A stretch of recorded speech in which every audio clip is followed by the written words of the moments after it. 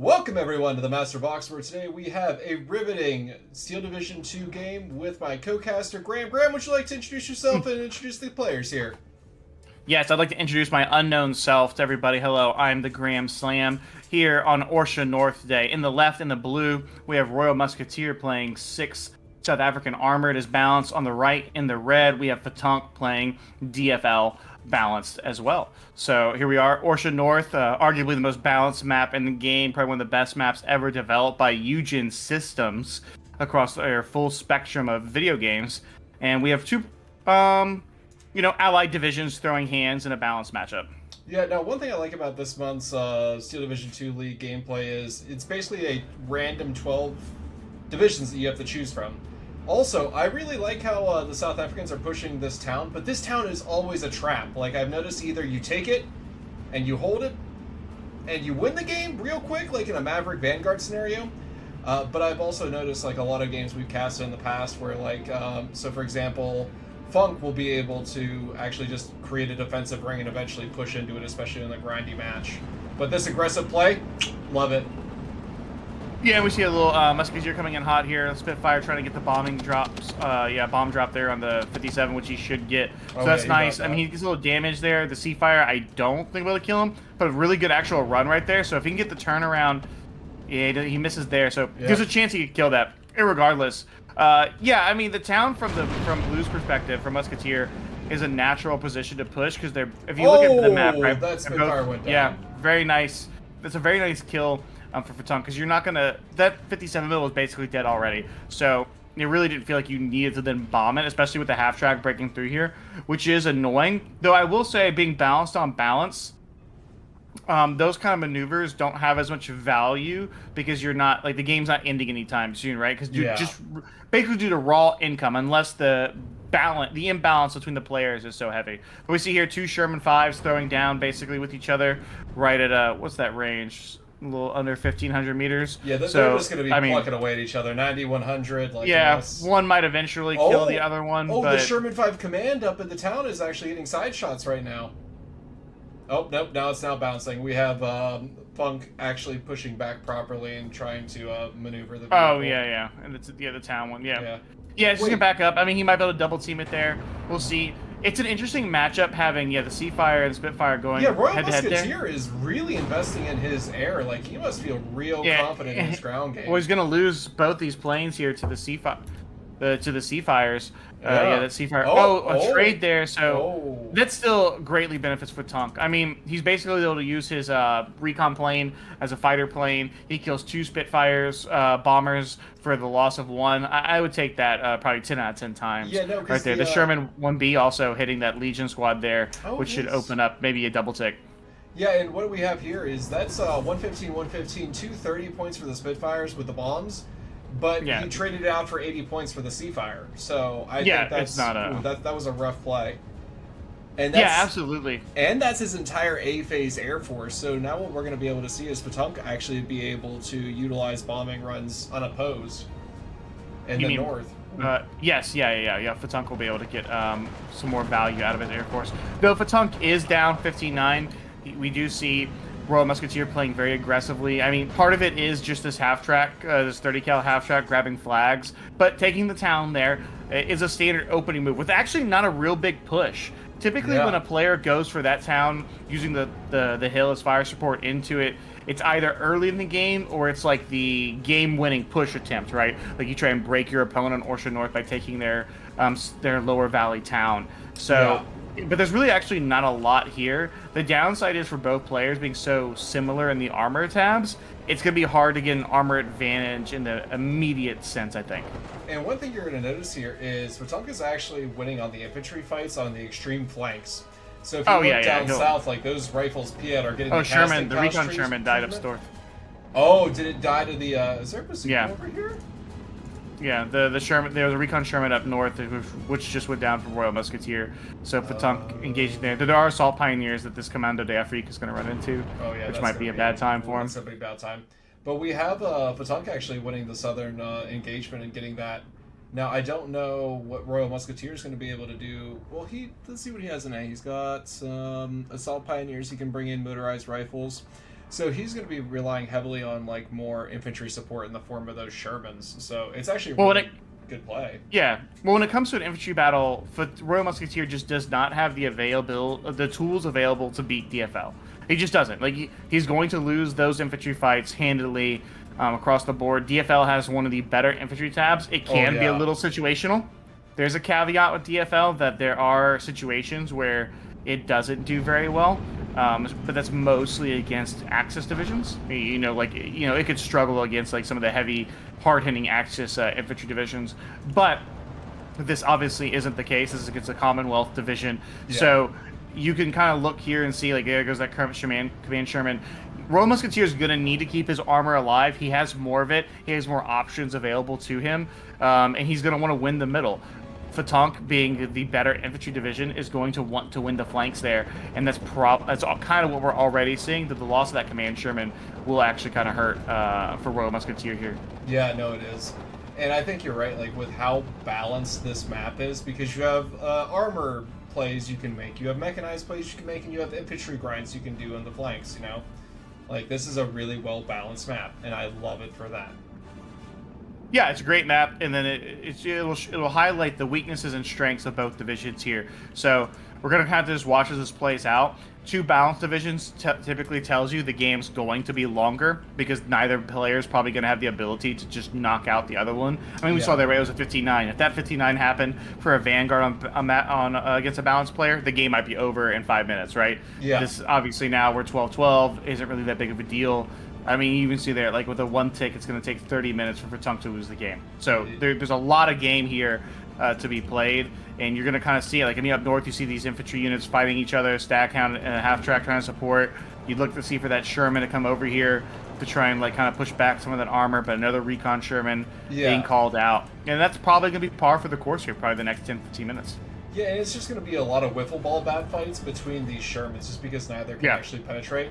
And trying to get these Shermans into the positions they need to be in for infantry support, which is where they really shine. Now, yeah, it's why I'm surprised neither player brought M10s in A. Like an M10 in A could actually be pretty monumental for either player, because then you could actually have some armor that could engage at higher range, right? 1750 versus 1500, so that's big. And something with 130 pin versus so you can consistently pin these Shermans, whereas these M4s, they're literally just same caliber, same armor, same everything. Just like I made the proper sacrifice to the Eugen gods to get the penetrating shot at 1500 meters here. Yeah, but one thing I will say though is it's going to be. Oh, the Sherman died up north. Oh wow, yeah, the Sherman reconnaissance is still there fighting, and the Rifles PI got pinned, so just recon holding north, and more Shermans coming. Yeah, Royal Musketeer is going to have to pump him out. I mean, he brings 32 tanks in his tank tab. Like, there's an element to where like he's going to have to use armor, especially because Commonwealth infantry, I'm very on record with this, they suck. I think they suck. There's like maybe a couple of different ones that are probably viable. Oh, this P-47. Oh no, he won't get the full stun and then routing of that Vickers there. But yeah, overall, I think they suck. So you reach a point here. Oh, this Bip is about to blap that Sherman. Yeah, and he absolutely will right there. A little bazooka action. Oh yeah. You really don't want to be losing your armor in CQC fights like that. Like they have to be covered. It's why like I would probably just forsake that whole forest bottom area completely. Oh, the Sherman's getting popped another by Sherman going down. Yeah, two Shermans down there. You don't want to mess with the M1 gun. This isn't the one with the APCR. But still, man, that the M1 gun is absolutely magical. It's crack.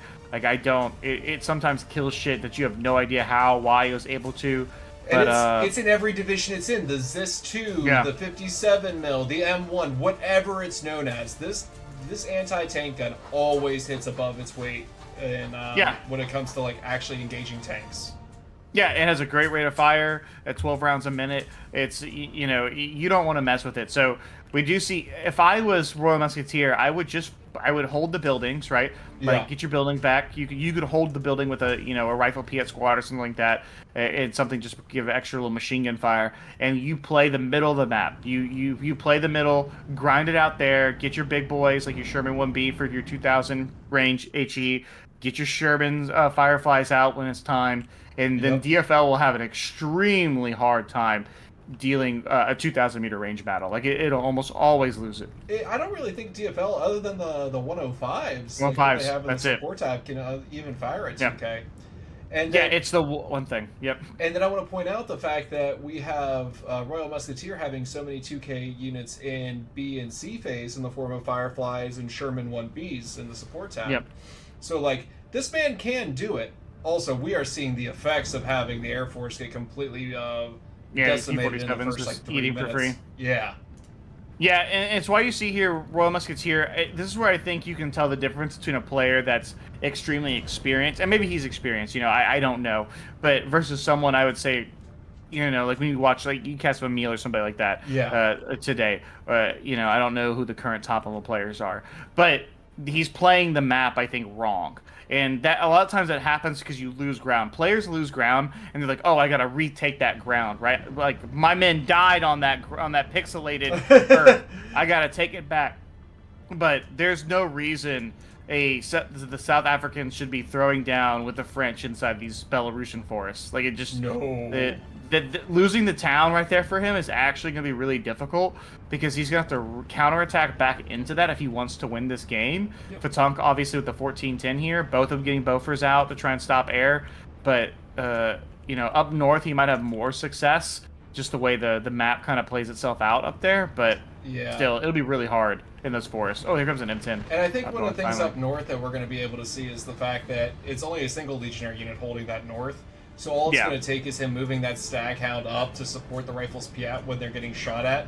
You're just basically recon by force over there, right? Like recon by fire. Your Rifles Piat start getting shot at by Legionaries, move the Shermans in, and then wipe the Legionaries out.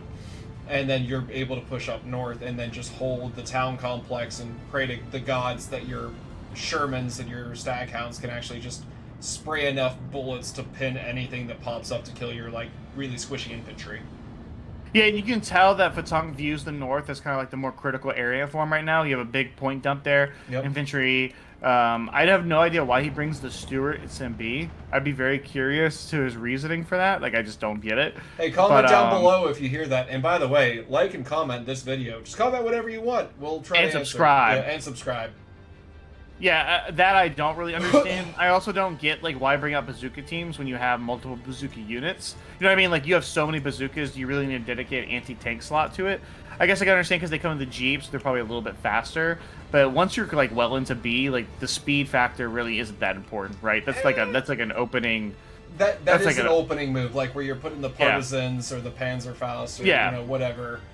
Plus, these are Stuarts rolling up, and he knows there's 2 Shermans there. Ooh, now, if he's trying to tank to get the M10 to have a better time, I guess I could kind of see that. Or if he could get the bazooka teams in a better position. Yeah. But honestly, like, I'd probably buy an artillery piece and just shell it and force him to move. Ooh, that is a fair point. Like, whereas down south, a big infantry fight going on, and he's completely lost it. Like, it's actually the bit might. Oh yeah, multiple surrenders going down there. He might be able to get more. Yeah, I mean, these field engineers, they have no machine guns, so even though it's just 2 Brens. They're getting absolutely annihilated. Huge infantry win there for Ftunk. Yeah, but if at the same time we're looking here at the Royal Musketeer just pumping all this infantry down here into the south into a losing fight. But if you look at the town you just have, if you counterattack that instead, especially now that he has the 17-pounder support, he's got the Sherman 1B, he's got the 17-pounder. He's got his anti-aircraft gun that he can bring in B2 and use that as a support anti-tank gun. He could own this entire open field. There's no point. And then you use your mortars, whittle down the infantry units that are on the side there. Here comes 3 P-40s. Well, that's a lot of points dumped in. He really wants to kill that Sherman 1B. He's going to because the Bofors was killed by the BIMP or the Chalk. That's what I was about to bring up. He's probably going to get. He might get the kill by the 3rd one.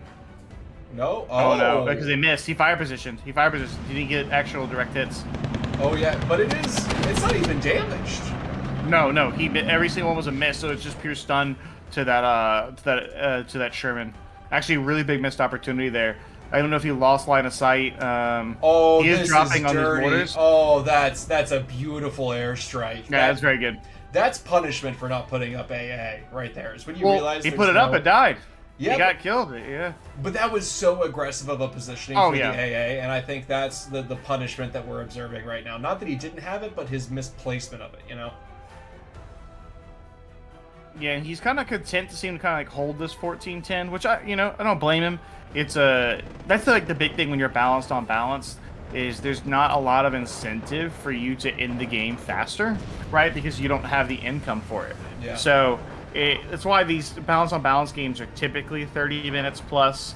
Just because even if you're trading positively, it can be very difficult for you to take advantage of the momentum that you've gained. I think that most balance on balance games on average is between like 40 to 45 minutes. Like, just because the grind fest that has to go on there. Yeah, that's why I don't like it. Now, I will say real quick... all about the aggressive lifestyle. Oh, yeah, no, I'm the same way. Like, but then again, you catch me playing V for Victory, like, oof, what am I smoking?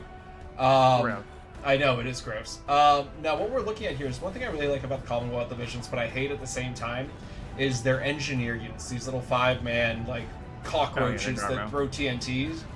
You know, because he has so many, and I think he's taking them in... No, he's not. He's taking them in B-Phase. He has 18 of these little 5-man engineer teams. Now, they're going to lose against flamethrowers, because flamethrowers prevent them from actually setting up to throw the satchel. But against anything else, he's just going to, like, blow them to bits. Yeah, well, I mean... Sure, but like the Legionnaires have better. They have machine guns, so if he catches them in the Green Forest, they're gonna annihilate them. He also gets Legionnaires Pioneers. Like, I don't think that unit's very good. Is it annoying? Maybe in the first minute it can be, depending on the division matchup. Yeah. But those satchels are gonna have to get right on top of them. Plus, they won't have veterancy, whereas there's the natural double veterancy of the Legionnaire. So the Legionnaire is gonna get his satchel charge off first. He's going to engage first, most likely due to having an LMG. I just don't think that. It's why I wouldn't even engage with it. I wouldn't even attempt to fight it beyond like after I've had artillery up and I've just started pounding away these positions because you're just kind of like, you know what I mean? Like you have nothing. There's nothing in the infantry tab for South Africa that remotely competes with the infantry tab of DFL. Yeah, no, I agree. There's not a fair. Yeah, no, I think that the fight needs to be in the middle if we want to see Royal Musketeer win. And the more Royal Musketeer pumps his resources, his unit cards, and everything else into the north and the south, where Ftunk wants to play, I think Ftunk is doing a good job at controlling where the fights are happening, because he's like, oh god, you can see right here, lost. Your field engineers that you hyped up right there, they're engaging Legionnaire Pioneer. They haven't been able to get their satchel off. They got burned twice and it's dead. Yep. Yeah. Didn't even do 1 HP of damage to the Pioneer. Now that's why you have 2 of them per Legionnaire. Yeah. I mean, we're going to see right here, Legionnaire's going to push up, engage the field engineers. He engages first because he can get a satchel charge off almost 3 seconds faster. Yep. Now, he did move, though. Moving what could be a mistake, yeah. And it probably was a mistake because he gets the penalty for movement. Yeah, because otherwise it's an engineer, like, entrenchment bonus or something like that, right? Yeah. Yeah, it's actually, you only move if you know that you're going to truly be able to evade. Like, if you have enough time to actually get out of the way. Typically, it's best to just let him sit there and tank it. Oh, he did lose his leader to the Sherman, which actually is pretty nasty because he might be able to get the surrender. Oh, no, because they're fanatical. No, he won't be able to get the surrender. Yeah, no, you have to do the war crimes mechanic for those units. Yeah, he's got war crimes right there. Now, what we're looking at here is these motorized rifles even... Like, the motorized rifles... No, the BIMP also have... the automatic rifles in their Brens, yeah, so it's literally the same thing. But these Legion Sap Pioneers, Jesus Christ, they're monsters. Yeah, they're really tanky. They have double flamethrower along with 3 Thompsons, so they are a CQC unit. They are fanatical. I believe, they are fanatical. Shock, like they're their whole kit and caboodle, basically for what you want here. I mean, even as the further south there, you see these Legionnaires trading damage with the rifles. Piet. Piet does get 2 Bren, so they're doing a little bit better. Actually, no, the artillery commander. Oh, no, not the artillery commander. That meat grinder. Oh, Jesus. No. But if he pushes his Stuart Command up here, he could actually do some damage right there because he has 2 machine guns, and the Legionnaires have no counter to that. But there goes the artillery leader, and that's just brutal.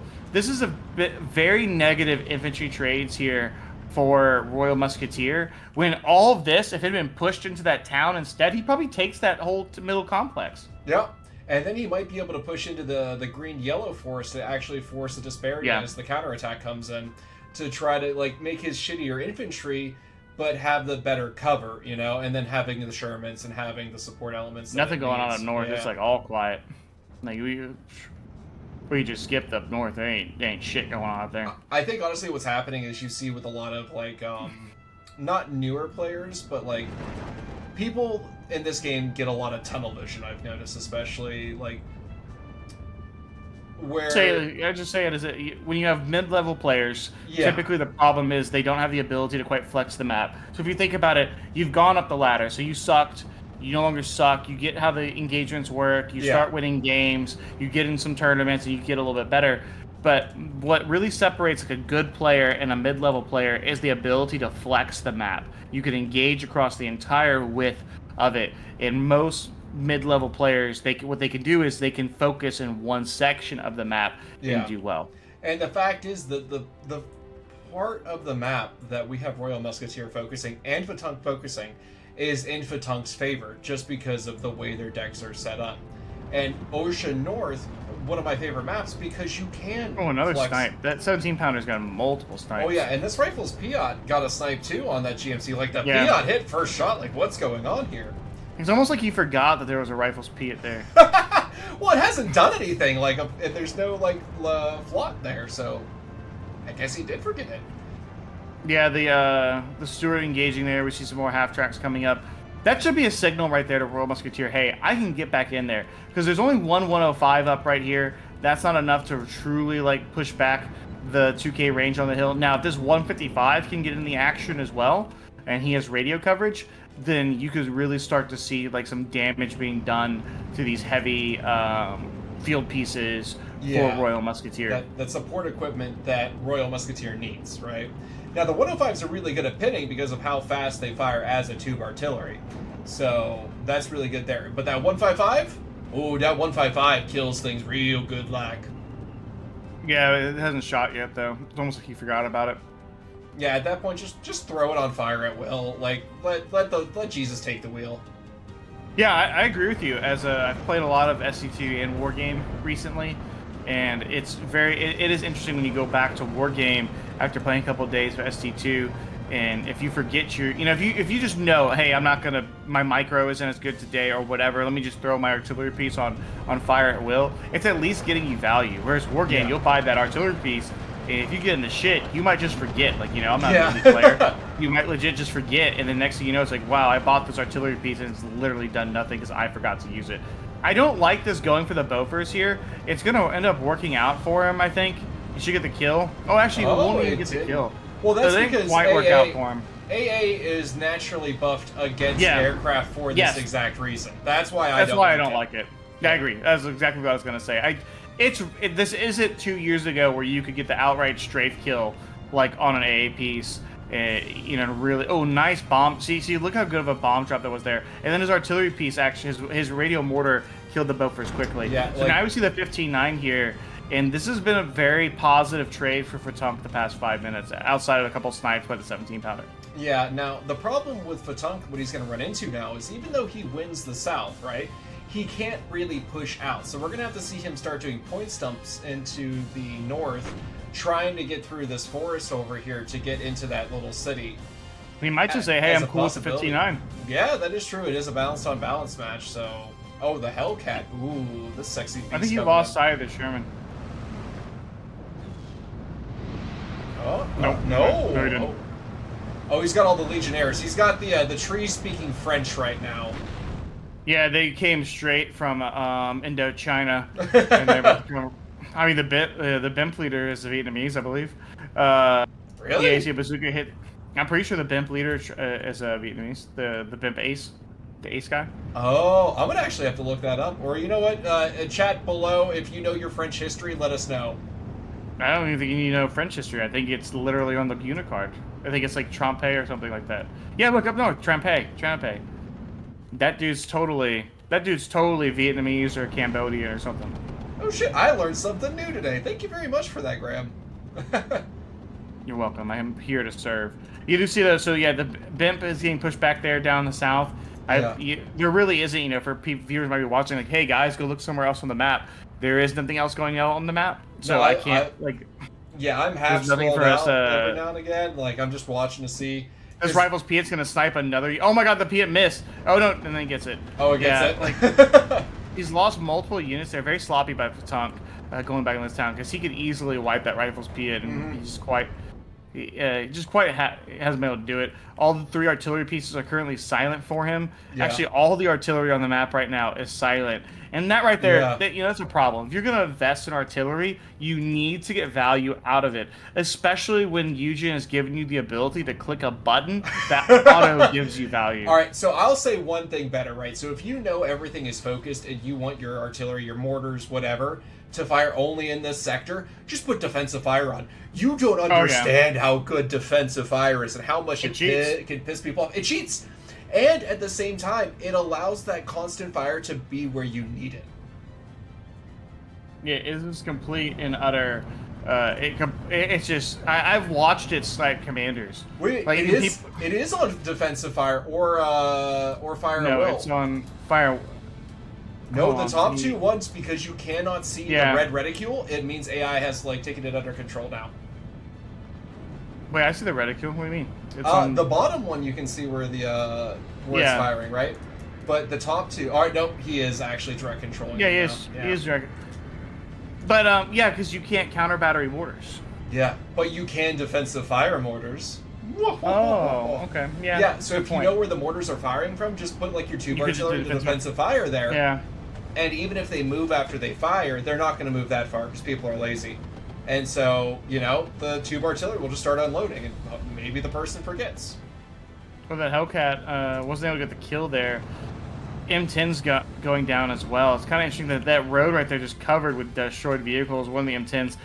Those M10s are actually really important here because they can handle these Shermans very well.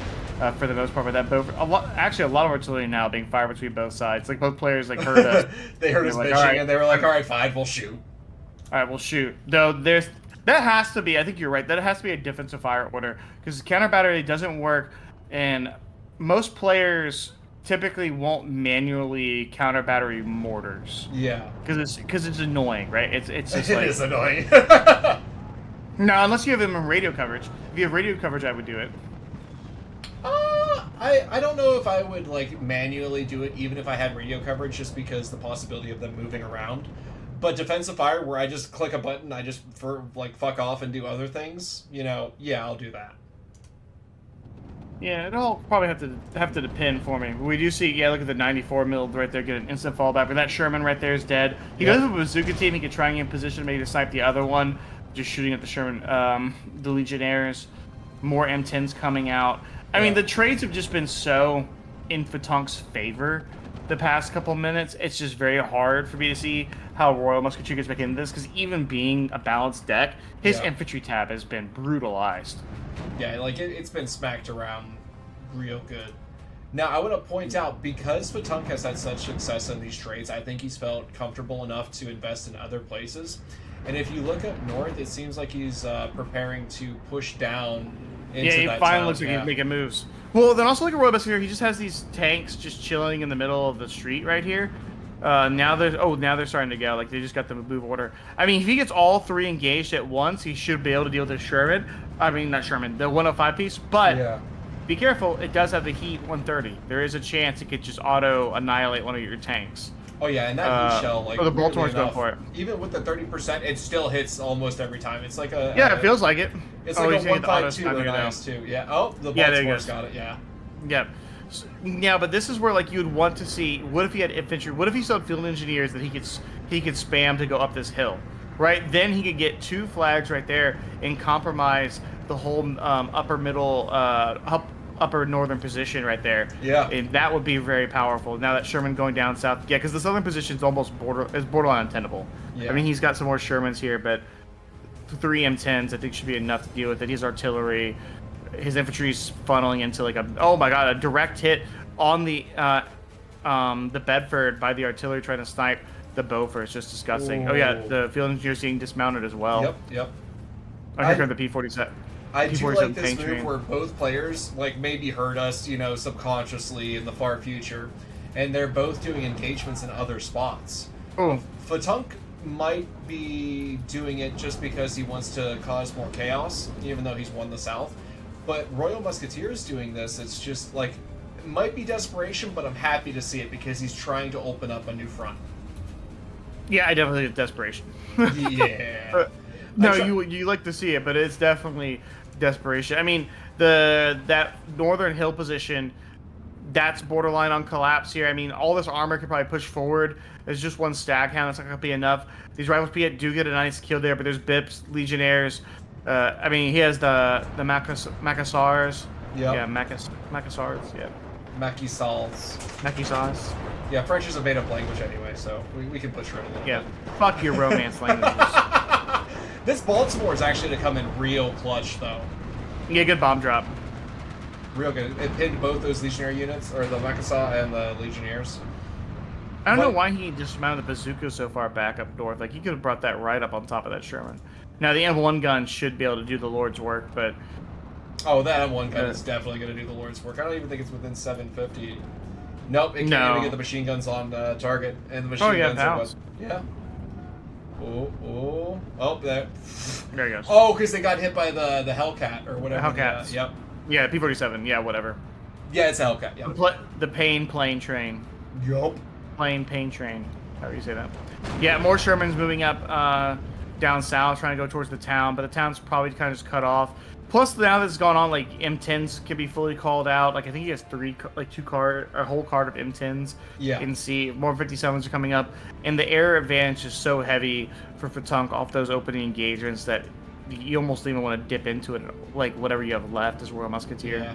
Now, I want to point out to Ftunk that up north, where that bazooka team is on hold fire, if you put some M10s up on this hill, you can actually shoot and cause damage down onto the town fight itself. And with the 1750 meter range, you can actually get a few good picks there. So that's something another to point out there. Oh, that oof. A Firefly is coming up. The problem is that if both these M10s engage it on the hill, they will win because of the range, right? So sure, the Firefly has better pin, but 2 M10s and a sub 1500 meter battle against 1 Firefly, yeah, I'm taking the M10s. Now, he did stop moving them, so it might not happen. Yeah, no, the M10s, they do the Lord's work, even though they only have 75 mil front. But that 130 armor pen, ooh. Yeah, plus, like, it still takes 2 hits. So if the Firefly only took 1 hit to kill, sure, right? I can see that happening, but it's still going to need 2. Yeah, the M10s will win. Plus, they're vetted. Oh, we have a push into the southern town now with some rifles, Piats with Sherman supporting. So I'm happy to see this. Yeah, 57 might snipe. I think it's 20 minutes too late, though. Oh, I completely agree. Yeah, the opportunity to really take this town and do game-altering damage, I think is long gone. He's traded too poorly. Yeah. He does have 3 Shermans moving up here. He's going to actually get these rifles Piat in, which is crazy. That was a beautiful hit by that Sherman 1B. Jesus. Yeah. So he will take the northern portion of the town here, but he doesn't even have the flag yet. Plus, it'll be pretty easy for Ftunk if he wants to get back in there. We do see the artillery now reopening up on the hill line there, trying to deal with the 94. Yeah, the 155 has been oddly quiet. Like, it's only down to 28 rounds. Yeah, he hasn't fired enough rounds. Now, the 105 is almost empty. Yeah, like, he's been going and the mortar hard is with empty. That 105. But also, like, he has 3, like, Ftunk has 3 M10s doing nothing now down south. Like, he could just move them up towards the middle there. Whereas up north, we do see, like, that 1 M10 is engaged with the Sherman and the Firefly. It should die here. Oh, a miss right there. So it's double vets to get one more shot off. A bounce! The Sherman bouncing the M10 right there. It'll get one more round off, but it fire. Oh, and a snipe, so it actually does get something for its trouble, which is impressive. That is really impressive. I want to point out also to Ftunk, if you move into this field here in the far south, like where this building complex is, you can shoot down when people start advancing on that town, creating like a really nice crossfire with those M10s. So that way they're like, even though they're going to be sitting there, they're still watching, you know? Right, absolutely. Yeah, the problem for Musketeer is that he's made too many bad decisions. And, you know, a lot of it's small, right? That's typically when I talk about any Eugen game in a cast or coaching, whatever you want to talk about. Yeah. It's typically very small decisions that compound themselves, right? Yeah. You really aren't going to learn a lot if you, like, just mess up your opening and you die, right? Like, that's happened to everybody. Oh, everybody does that. You just make a bad decision on the opening. But for longer games, typically you made a couple of minor poor decisions, but they compound themselves, and they kind of like they play into each other. And like right there, like you have rifles P push forward, but there's no AA left to cover it, right? So they're just gonna get bombed. Yeah, no, that's the 155 causing that. Like, by God. Oh, you're right. That is a 155. That was yeah, look at that big one boy. shell completely pinning. Yeah. One rifle's Piot, and yep, there's the other one. Yeah, both completely pinned now. That's because they're unvetted. They absolutely. take the pinning damage scared. way faster. Yeah, they scared boys. Yeah, I mean, I don't blame him. Get some 155 Mike on top of your head. Hell no. Hell, I remember one getting of that. shelled by actual 107s and I was freaking the fuck out, so I don't want to think about a 105. That Baltimore here about to go down is P-47. Yeah, he's gonna get run his tail here. I would have... Oh, that ball? Yeah, it's down. Yeah, there he goes. And then the other Baltimore comes out? What? What? Yeah, bold move, Cotton. I think Ftunk has a pretty substantial KV lead right now. Yeah. Like, he's going to get this here. I'm kind of surprised Royal Musketeer's still in the game. I mean, yes, technically he has 6 minutes left till you tick him out. But the past 20 minutes have been pretty brutal. Yeah. And Ftunk, I think, hasn't even played the cleanest of games here. I mean, these 3 M10s are still just chilling down south. Like, he could have moved them to the middle and wiped those 2 Shermans. Another anti-tank gun could come up. Another M10, drop more artillery. I mean, the 105 is complete out of ammo, which is nice to see. We were talking about it wasn't shooting enough. Well, he heard that, and it shot every single round. Yeah, and I think one thing that I also have noticed over the cast, and like when I've developed as an SD player, the more like beginner to moderate like kind of playstyle you are, you either hunker down and turtle real hard or you're overly aggressive because you have to find that really good balance to really push yourself forward.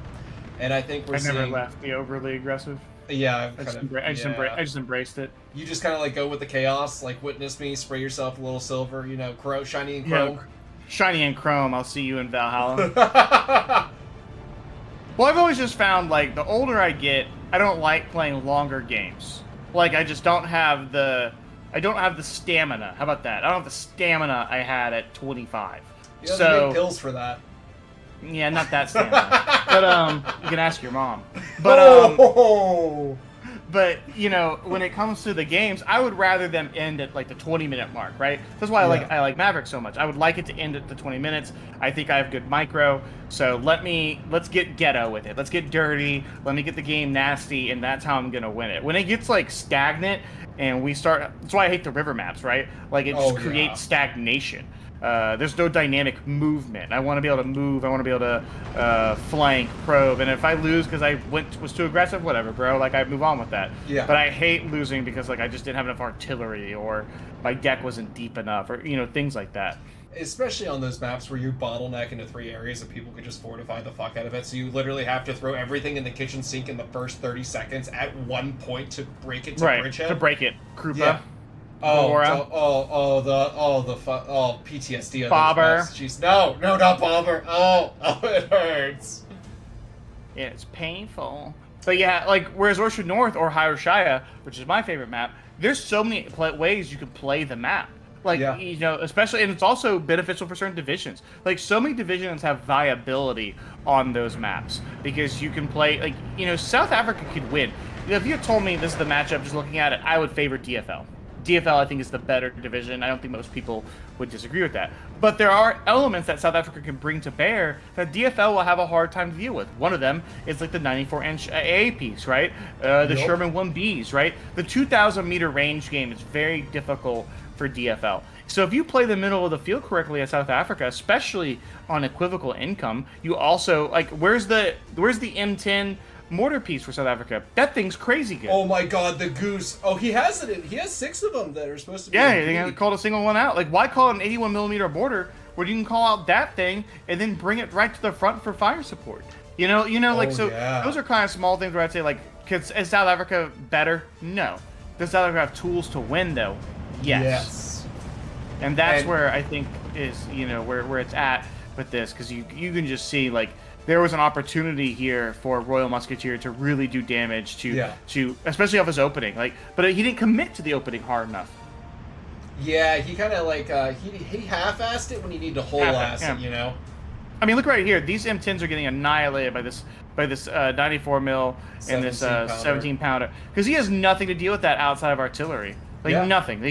Because if he has one more AA piece, like there's the Bofors there, but if his AA pieces are spaced properly with overlapping fields of fire, which you can do in balance because you have all the time in the world and all the points in the world to Yep. make things like that, to get, nitpicky or stuff like that, you're never piercing it. Like you would need full artillery counter battery fire. You can get your own artillery to counter battery, right? Then Yeah. we're talking like all kinds of, we're talking some Timothy Tin shit. Like that's what it's going to take to get rid of those things off that hill line. Yep, the at this artillery stage of the park game. that you need. Yep, I know exactly what you're talking about. And I will Yeah. say, like, on Orsha North, I've had games before where I played, like, a knife fighty kind of, like, Soviet division, like, maybe Yeah. 3 years into the life cycle, right? And I was playing a dude against 5th Panzer. He just wrecked me from 2K. I couldn't do anything. I took the flanks, but after that it was like, well, what am I doing? Yes. And then he Yeah. just played his advantages too well. And then if you can't fight the 2K and you have to start investing in artillery, you're not investing in frontline troops. And so you're able to do other crazy shit. And it helps out Yeah. a lot. Like you have to play to the map and you have to play to your division. Yeah, and that's where I think that's where you make the next jump in skills. If I can impart anything on the two players, is that's where you really make your next jump in skill. Yes, playing the whole width of the map at the same time is a sign of very good technical skill. But not everybody's good at that. Not everybody's going to be able to do that. That's literally life, right? Yeah. Not all of us can do everything. But you know what everybody can do? Read the map and figure out how best do I play the map to my division. Everybody can figure that out. And that's where, like, if you see the way even Royal Musketeer built his deck, he could have used those field engineers to blow open 2 separate times. There was an opportunity and actually around both towns, one in it, one opposite, Yep. where fast-moving light units could have really caused a lot of problems for Ftunk, but they never were able to see the light of day. So one thing They all I'll died say, in that Belarusian forest. One thing I'll say is something I used to do whenever I was in the competitive scene. Yeah. Was I would have a list of 5 divisions per map, 3 allied, 2 axis, or 3 axis, 2 allies. I normally favor the allies because I love playing the Americans. And based off of what divisions were banned, I could see. And that's one of the reasons why I love Zeal. Zeal is my favorite map of all times. And Gross. I know, but I love playing the allied Italians on it, right?